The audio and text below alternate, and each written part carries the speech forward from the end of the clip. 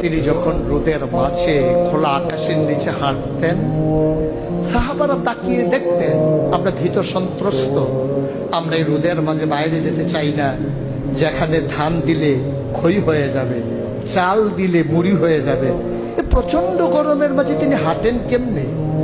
অবাক বিশ্বে উপরের দিকে তাকিয়ে দেখতেন নবী হেঁটে যায়, আর নবীর মাথার উপরে একটা মেঘের টুকরা ছায়া হয়ে হয়ে পাশে পাশে যায়।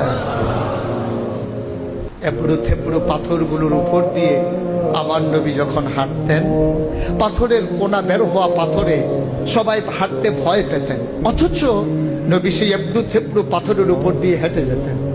তারা চিন্তা করতেন নবীর কদমের নিচে এই শক্ত পাথর পড়লে উনি কি ব্যথা পান না? পরীক্ষা করার জন্যে পেছনে পেছনে অনেকেই দৌড়াতেন।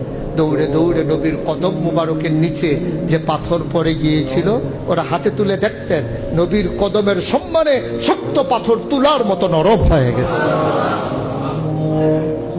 এ নবী আমার নবী, এ নবী আপনার নবী, এ নবী আমাদের নবী। আমরা প্রাউড ফিল করি।